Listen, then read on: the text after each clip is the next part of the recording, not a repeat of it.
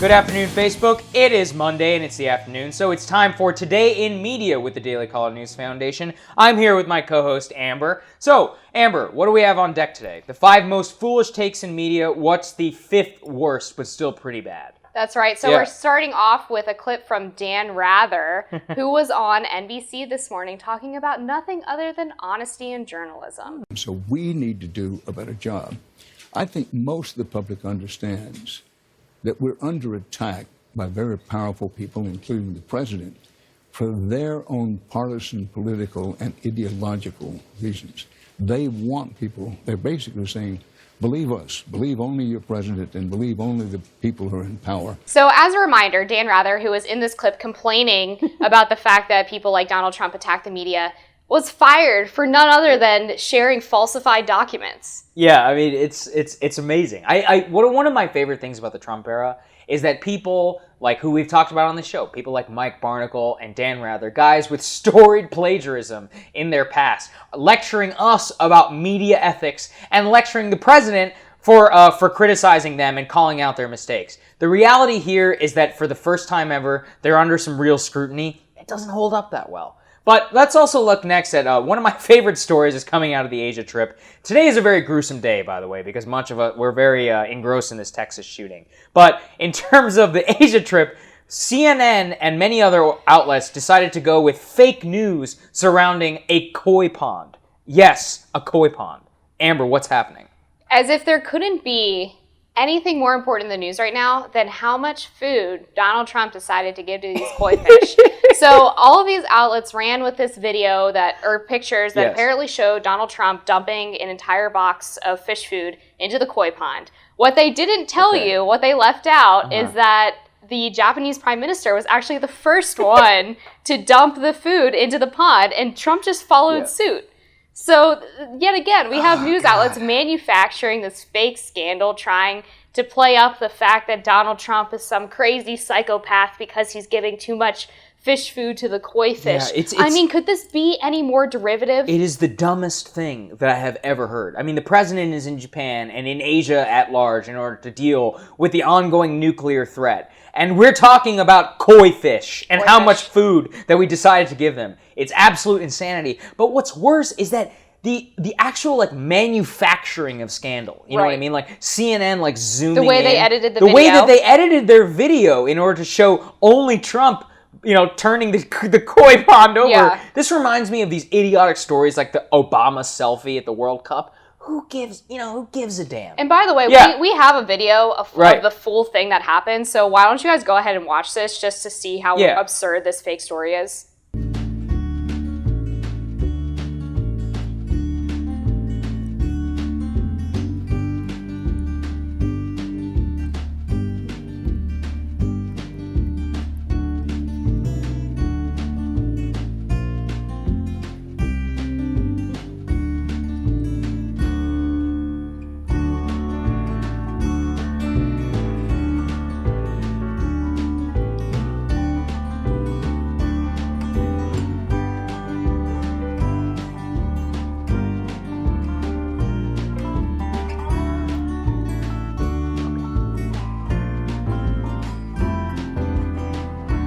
There you go. Utter insanity. It's just so blatantly false. And the problem, too, is that these journalists, they never correct themselves. And when they do, the correction gets far less attention than the original fake news story. So everyone forgets these people are free to keep on with their fake news over and over and over again.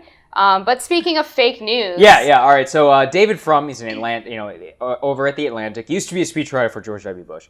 He tweeted that it would be great... So this is in the wake of the horrific church massacre in Texas, in which a man, Devin Kelly, who is a convicted domestic abuser, who was a bad conduct discharge from the U.S. military, went and shot up a church, killing about 26 people, including little children.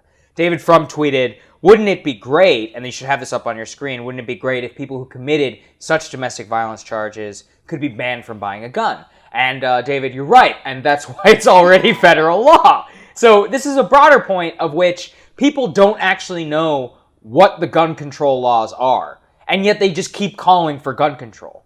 And so I think it goes to a broader point in which after a violent incident like this happens, the instinct is just to call for more regulation when you don't know what the regulation already is. Right. And I think the reason people get so frustrated with the immediate politicization of shootings like this and the immediate call for gun control is that people like Frum don't actually know what they're talking about. So when you hear people like President Donald Trump and other Republicans saying it's too soon to talk about gun control, that's because, I mean, first of all, in the immediate wake of these shootings, you generally don't know how this person obtained the guns. We still don't know if this guy, you know, whether it was a legal purchase. Yeah, right. like all the How did he get circumstances around a around this are background like check? pretty unclear. We don't know. I think it's annoying because people will be like, oh, after terrorism attacks, like, oh, now you want to talk about policy? It's like, well, it's like pretty straightforward. A guy came in through a visa system and maybe the merits of that should be debated. If it turns out that this guy legally purchased a firearm, that probably should be debated because it would be a violation of the law, which means it was a major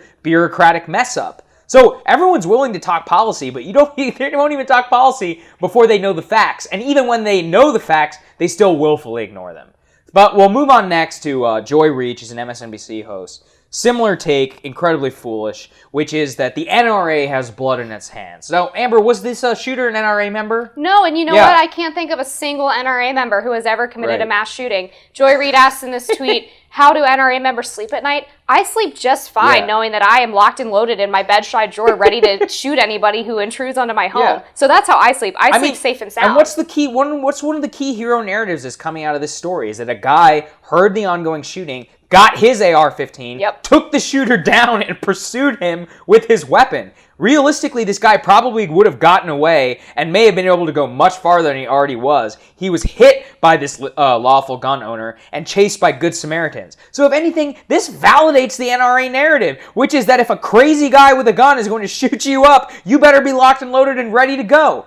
So, you know, Joy, if you want to play the NRA narrative, they have something that they can hit you right back again and again and again. It's not the time to talk about this stuff like this unless you actually know what you're talking about. So finally, we're going to Chelsea Handler. Chelsea has decided that the Republicans are willing to blame. I think she, for this entire attack, not really sure how.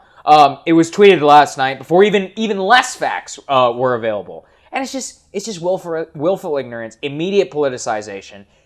And we're all worse off for it because at the end of the day, there's an 18-month-old with a bullet inside of it, and it is dead on a church floor. And that is what we should be talking about. That's exactly right. Yeah. And you know, people like Chelsea Handler, they don't mention the fact that Rand Paul was just assaulted at his home by an avowed socialist.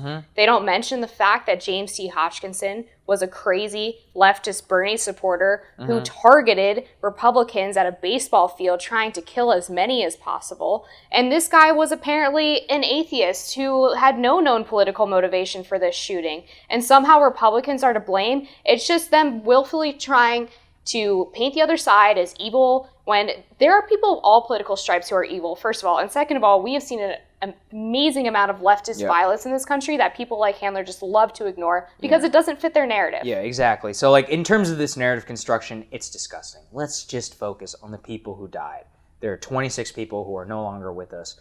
8 of them were from a single family, including a pregnant woman and an infant. And I would only make a plea that you guys go and see there's a GoFundMe out there for that family and for the victims in particular. And that's the only thing that us here at the Daily Caller News Foundation want to focus on. So thank you guys so much for joining us. It's Today in Media, the Daily Caller News Foundation, Sagar and Jetty, and with my co-host Amber.